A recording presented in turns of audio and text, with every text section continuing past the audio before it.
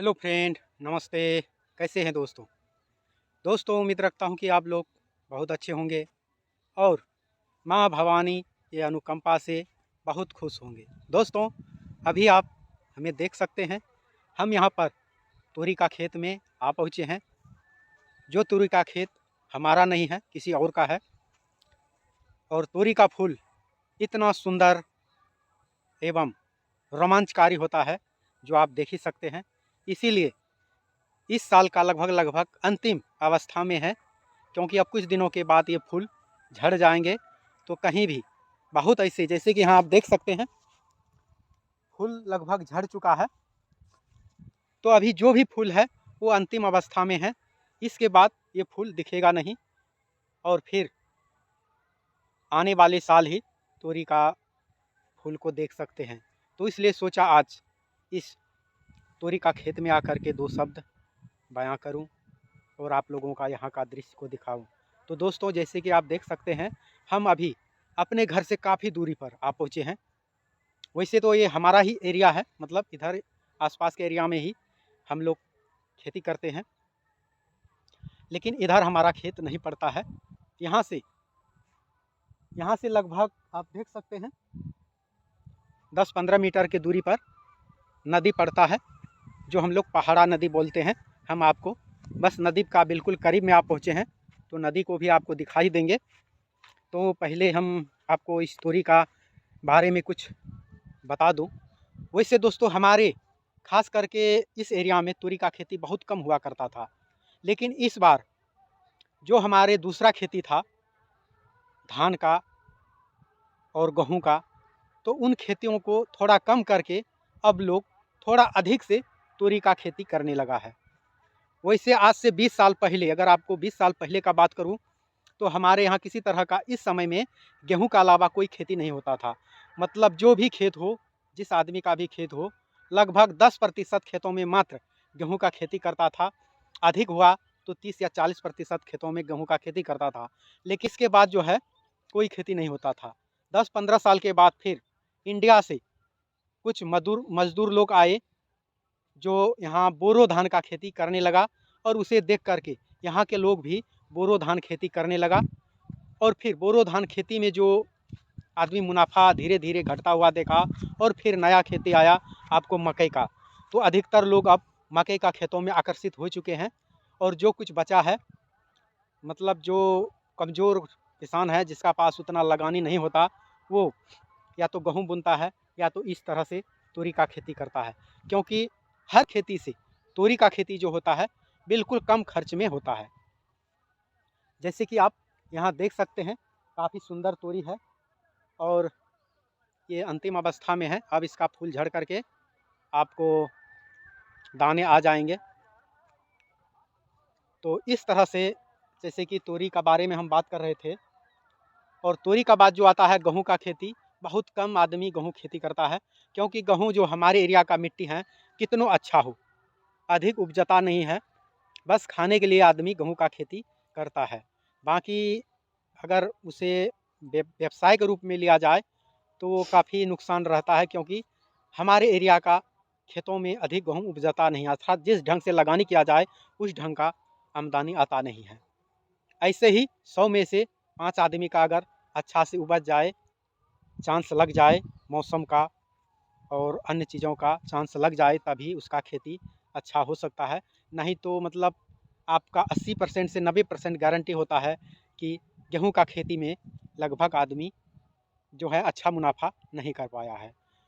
अभी मुनाफे के तौर पर देखा जाए तो बस एक ही खेती बचा है, मतलब 1-2 खेती बचा है, जैसे मकई का खेती हो और तोरी का खेती हो। और इसके अलावा जो आता है धान का है। धान में भी काफ़ी खर्च होता है, लगानी होता है, और भाव जो होता है वो बहुत कम होता है। तो इस बार धान का खेती को भी बहुत कम किया है लोगों ने, और धान का बदले में वही कुछ तोरी का खेती किया है, कुछ आपको मकई का खेती किया है। दोस्तों, हम आपसे बात कर रहे थे कि हमारे जो यहाँ बगल में ही पहाड़ा लद्दी है, यहाँ सावन भादों में, यहाँ आप देख सकते हैं लद्दी में हम आ पहुँचे हैं, नदी में। तो ये है पहाड़ा नदी। ये लगभग यहाँ से 100-200 मीटर मात्र दूरी में इसका मुख है। इसके अलावा उधर आपको मिलता नहीं। और ये नदी जो है आपको यहाँ से बॉर्डर को क्रॉस करते हुए इंडिया के बकरा नदी में जा कर के मिला है। और इस नदी में आप यहाँ देख सकते हैं, इस नदी में हम आपको दिखाएंगे यहाँ का खास बात। तो अभी आप देख सकते हैं हम नदी के बीचों बीच खड़े हैं, आपको हम दिखा रहे हैं। एक नदी इधर से आया है और दूसरा इधर से आया है। कहने का मतलब एक ये जो है पूरब है, एक नदी पूरब से आया है, यहाँ से लगभग 3 या 400 मीटर की दूरी से उसका नदी निकला है। और दूसरा जो है इधर से आया है, इधर से भी 3 या 400 मीटर की दूरी पर मात्र ये ख़त्म हो जाता है। इसके बाद उधर जो है बिल्कुल प्लेन खेत मिलेंगे, जो गहरा टाइप का पानी जमा रहता है। तो वो पानी को निकास के लिए इसे एक नाली का आकार में, नाला का आकार में इसको खना गया था। तो बाद में ये नदी का रूप लेकर के अभी 400 से 500 किलोमीटर दूर तक ये पहुंच चुका है। वैसे ही इधर भी उसी तरह से 400-500 मीटर के दूर तक पहुंचा हुआ है। और आप ये जो पुला देख रहे हैं, ये फाटक, इसे फाटक पुला जो बोलते हैं, यहाँ से पानी का निकास होता है और ये जा कर के आपको यहाँ से लगभग 1 किलोमीटर की दूरी पर बॉर्डर है और बॉर्डर में ये जा कर के मिलता है। और फिर वहाँ से लगभग 3-4 किलोमीटर की दूरी में जो बकरा नदी बोलते हैं, रानी बकरा नदी इंडिया का है, वहाँ पर ये मिलन होता है इसका, मतलब उसमें जा कर के गिरता है ये पानी। तो जैसे कि ये फाटक जो देख रहे हैं, यहाँ पर लगभग 20-25 साल पहले इसको दिया गया था, लेकिन इसमें जो लगानी किया गया था बिल्कुल बेकार रहा, ये कोई काम का नहीं रहा, कभी ये काम नहीं लगा। बस ऐसे ही बजट का दुरुपयोग हुआ मात्र समझा जा सकता है। फिलहाल जो है ये इसी तरह से बेकाम पड़ा है। अब सरकारी चीज़ है, इसे कोई इधर उधर भी कर नहीं सकता है, ना इसे उखाड़ सकता है। तो दोस्तों, मैं खास करके आज 25 जनवरी 2023 पंचमी का दिन है, तो पंचमी का प्रसाद ग्रहण करते हुए इधर खेतों के तरफ आया। तो मुझे लगा कि आज इन सारे दृश्यों का अवलोकन कर ले और आप लोगों को भी दिखा दूं। तो दोस्तों, इस वीडियो में मैं आपको एक बात और भी जोड़ना चाहूँगा। यहाँ जो देख रहे हैं, ये जितने भी खाली जगह है, ये हमारे एरिया का शमशान माना जाता है। वैसे तो है तो नदी, जब ये सूखता है तो अधिकतर ये शमशान का रूप में प्रयोग होता है। यहाँ पर हमारे घर एरिया का, मतलब आसपास का जितने भी लोगों की मृत्यु होती है, लगभग 90% लोगों को यहाँ पर जलाया जाता है, जो कि आप यहाँ देख सकते हैं।